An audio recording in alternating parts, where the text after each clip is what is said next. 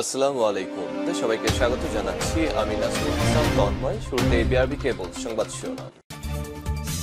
বাংলাদেশের সর্বশেষ গুরুত্বপূর্ণ আপডেট সংবাদে আপনাকে স্বাগত। শুরুতেই সংবাদ শিরোনাম, পরে বিস্তারিত। শুরুতেই জানিয়ে দিব, সাবেক ভূমিমন্ত্রী সাইফুজ্জামানের সম্পদ জব্দ করে ফেরত পাঠাতে ব্রিটিশ ক্রাইম এজেন্সিকে চিঠি। সাবেক ভূমিমন্ত্রী সাইফুজ্জামান চৌধুরী ও শেখ হাসিনা সরকারের সাবেক মন্ত্রীদের দুর্নীতি তদন্ত এবং যুক্তরাজ্যে পাচার করা হাজার হাজার কোটি টাকা জব্দ করে দেশে ফেরত পাঠাতে ব্রিটেন ন্যাশনাল ক্রাইম এজেন্সিকে চিঠি দিয়েছে ব্রিটিশ বাংলাদেশি এমপি আফসানা বেগম। এরপর জানিয়ে দিব, নির্বাচন বিষয়ে সেনাপ্রধানের মন্তব্য নিয়ে দলগুলোর ভাবনা। সেনাপ্রধান জেনারেল ওয়াকারুজ্জামান এক সাক্ষাৎকারে 18 মাসের মধ্যে নির্বাচনের আভাস দিয়েছেন। প্রয়োজনীয় সংস্কার শেষে এই সময়ের মধ্যে নির্বাচনের জন্য অন্তর্বর্তীকালীন সরকারকে সেনাবাহিনীর পক্ষ থেকে সব ধরনের সমর্থন দেওয়ার কথাও বলেছেন তিনি। এই বক্তব্যের পর রাজনৈতিক দলগুলো এখনও আনুষ্ঠানিক প্রতিক্রিয়া জানায়নি। তবে জামাত ইসলামবাদে অন্যান্য রাজনৈতিক দলের নেতারা মনে করেন নির্বাচনের জন্য 6 থেকে 1 বছর সময় লাগার কথা। জানিয়ে দিব, রেললাইন কেটে ফেলেছে দুর্বৃত্তরা, অল্পের জন্য রক্ষা। গাজীপুরের কালীগঞ্জ রেললাইন কেটে ফেলেছে দুর্বৃত্তরা। দৈনিক যাত্রীদের কারণে বড় ধরনের দুর্ঘটনা থেকে বেঁচে গেল হাজারো যাত্রীর জীবন। আজ বুধবার 25শে সেপ্টেম্বর তুমুলিয়া ইউনিয়নের কাজীপাড়া নামক স্থানে দুর্ঘটনা ঘটে। এদিকে খুলেছে দেশের সব পোশাক কলকারখানা। বিগত কয়েক মাসের অস্থিরতা কাটিয়ে খুলেছে দেশের সব শিল্প কলকারখানা। মালিকপক্ষ শ্রমিকদের 18 দফা দাবি মেনে বুধবার 25শে সেপ্টেম্বর থেকে খুলেছে সব ধরনের শিল্প কলকারখানা। এদিকে রোহিঙ্গাদের জন্য $199 মিলিয়ন সহায়তার ঘোষণা দিল মার্কিন যুক্তরাষ্ট্র। জাতিসংঘের অধিবেশনে যোগ দিয়েছেন বাংলাদেশের অন্তর্বর্তীকালীন সরকারের প্রধান প্রফেসর ডক্টর মোহাম্মদ ইউনূস। তিনি যুক্তরাষ্ট্রের প্রেসিডেন্ট জো বাইডেনের সঙ্গে দেখা করেছেন এবং তার সঙ্গে একটি মিটিং করেছেন। মিয়ানমার থেকে বাস্তুচ্যুত হয়ে বাংলাদেশে আশ্রয় নেওয়া রোহিঙ্গা শরণার্থীদের জন্য মানবিক সহায়তা হিসেবে নতুন করে $199 মিলিয়ন অনুদান ঘোষণা করেছে জো বাইডেন প্রশাসন।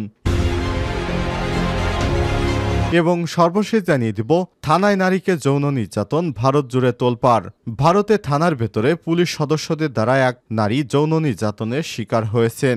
গত 15 সেপ্টেম্বর দেশটির পূর্বাঞ্চলের রাজ্য ওডিশায় এই ঘটনা ঘটে। থানার ভেতরে এমন ঘটনায় ভারত জুড়ে ব্যাপক সমালোচনা চলছে। এ অবস্থায় অবসরপ্রাপ্ত একজন বিচারপতিকে ঘটনা তদন্তের দায়িত্ব দিয়েছে রাজ্য সরকার। আজ রাজ্য সরকারের পক্ষ থেকে এই সব তথ্য জানানো হয়েছে। এতে ভারত জুড়ে তোলপাড়ের সৃষ্টি হয়েছে। বিপদে পড়তে যাচ্ছে নরেন্দ্র মোদী। প্রিয় দর্শক, এতক্ষণ শুনছিলেন সংবাদ শিরোনাম, এবারে বিস্তারিত। তবে তার আগে বন্ধুরা, অনুরোধ থাকবে এই সংবাদটিতে একটি লাইক দিন। এই চ্যানেলে আপনি নতুন হয়ে থাকলে আমাদের সংবাদটি দেখতে দেখতে চ্যানেলটি সাবস্ক্রাইব করে রাখুন। কমেন্ট করে আপনার মূল্যবান মতামত জানিয়ে দিন বন্ধুরা, আপনি বিশ্বের কোন দেশ থেকে বা বাংলাদেশের কোন স্থান থেকে আমাদের সংবাদটি দেখছেন এবং শুনছেন। এবারে বিস্তারিত। সাবেক ভূমিমন্ত্রী সাইফুজ্জামানের সম্পত্তি জব্দ করে ফেরত পাঠাতে ব্রিটিশ ক্রাইম এজেন্সিকে চিঠি। সাবেক ভূমিমন্ত্রী সাইফুজ্জামান চৌধুরী ও শেখ হাসিনা সরকারের সাবেক মন্ত্রীদের দুর্নীতি তদন্ত এবং যুক্তরাজ্যে পাচার করা হাজার হাজার কোটি টাকা সম্পদ জব্দ করে ফেরত পাঠাতে ব্রিটেনের ক্রাইম এজেন্সিকে চিঠি দিয়েছে ব্রিটিশ বাংলাদেশি এমপি আফসানা বেগম। মঙ্গলবার 24শে সেপ্টেম্বর ব্রিটেনের ন্যাশনাল ক্রাইম এজেন্সির ডিরেক্টর জেনারেল মিম বিগারকে একটি চিঠি দিয়ে শেখ হাসিনা সরকারের মন্ত্রী যাদের বিরুদ্ধে ব্রিটেনে অর্থ পাচারের অভিযোগ রয়েছে সেগুলো তদন্ত, ব্রিটেনে অর্জিত সম্পদ স্থগিত করা এবং অপরাধীদের আইনের আওতায় আনার আহ্বান জানিয়েছেন তিনি। সামাজিক যোগাযোগ মাধ্যমে আফসানা চিঠিটি শেয়ার করে লেখেন, গত সপ্তাহে আল জাজিরার একটি প্রতিবেদনে প্রকাশ করে যেখানে দেখানো হয়েছে কিভাবে বাংলাদেশের সাবেক ভূমিমন্ত্রীর সম্পত্তি সাম্রাজ্য গড়ে তুলেছে ব্রিটেনে।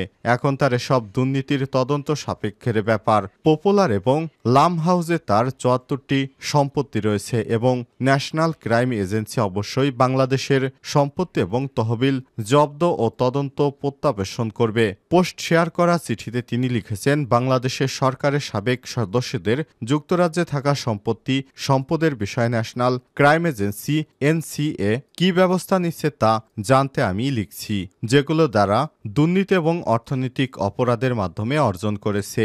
এই টাকা ও সম্পদ সমস্ত কিছু বাংলাদেশি মানুষের, যারা পাচার করে এদেশে নিয়ে এসেছে তাদের কঠিন শাস্তি হওয়া উচিত। চিঠিতে তিনি উল্লেখ করেছেন, শেখ হাসিনা সরকারের লোকেরা শত শত মানুষকে হত্যা করে ছাত্রদের বিক্ষোভের মুখে ক্ষমতা ছেড়ে বাংলাদেশ থেকে পালিয়েছে। চিঠিতে শেখ হাসিনা সরকারের দুর্নীতি নিয়ে ব্রিটিশ সংবাদ মাধ্যম ফাইন্যান্সিয়াল টাইমস, কাতার ভিত্তিক গণমাধ্যম আল জাজিরার তথ্যের সূত্র দিয়ে আফসানা বেগম বলেছেন, শেখ হাসিনা সরকারের সাবেক ভূমিমন্ত্রী সাইফুল চৌধুরী এর বিরুদ্ধে অবৈধভাবে অর্থ পাচার করে ব্রিটেনে 150 মিলিয়ন পাউন্ডের সম্পদ অর্জনের অভিযোগ উঠেছে।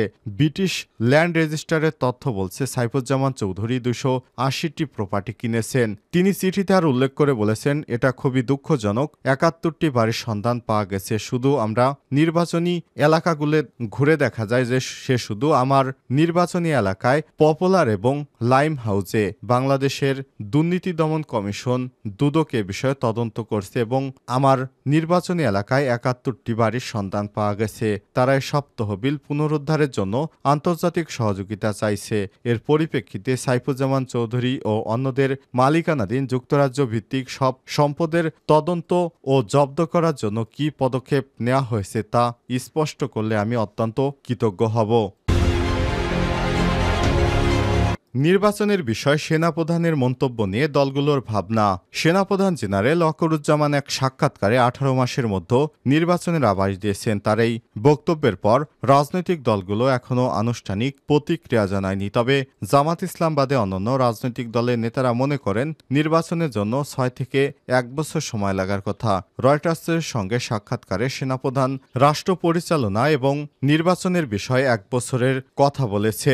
এ সময় তিনি বলেন, সংস্কারের পর 1 বছর থেকে 1.5 বছরের মধ্যে গণতন্ত্রের দিকে যাওয়া উচিত। আপনি যদি আমাকে জিজ্ঞেস করেন তাহলে আমি বলবো, এই যে সময়সীমার মধ্যে আমাদের একটা গণতান্ত্রিক প্রক্রিয়ায় বেশ এগিয়ে যাওয়া এবং প্রবেশ করা উচিত। সামরিক বাহিনীকে রাজনৈতিক প্রভাবমুক্ত রাখার একটি পথের রূপরেখাও তৈরি হচ্ছে বলে জানান সেনাপ্রধান।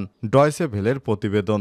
এ সময় সেনাপ্রধান বলেন, অন্তর্বর্তীকালীন সরকারের প্রধান উপদেষ্টা ডক্টর ইউনূসের সঙ্গে তার প্রতি সপ্তাহে দেখা হয় এবং তাদের মধ্যে খুব ভালো সম্পর্ক রয়েছে। আমি নিশ্চিত যে আমরা যদি একসঙ্গে কাজ করি তাহলে আমাদের ব্যর্থ হওয়ার কোনো কারণ নেই।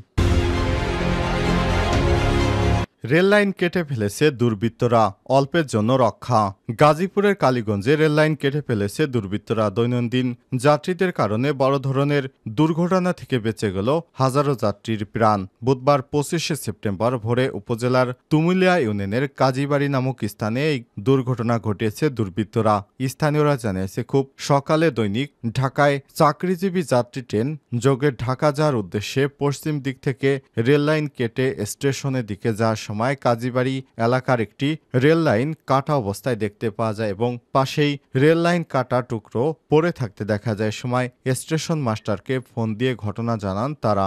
আরিখোলা স্টেশন মাস্টার দিলীপ বাবু কালবেলাকে বলেন, ডেইলি যাত্রীরা স্টেশনে আসার পথে বিষয়টি দেখে আনুমানিক 6টা 40 মিনিটে আমাকে ফোন করে। আমি ওই লাইনটি বন্ধ করে জরুরি ভিত্তিতে রেল মেকানিক সহ লোকজন পাঠিয়ে 40 মিনিটের মধ্যে সমস্যাটি সমাধান করতে সক্ষম হয়েছি ইনশাল্লাহ, এবং আমাদের ডাবল লাইন থাকায় তেমন কোনো সমস্যা হয়নি। বিষয়টি ঊর্ধ্বতন কর্তৃপক্ষকে অবহিত করেছি। বিষয়টি তদন্ত করে প্রয়োজনীয় ব্যবস্থা গ্রহণ করা হবে।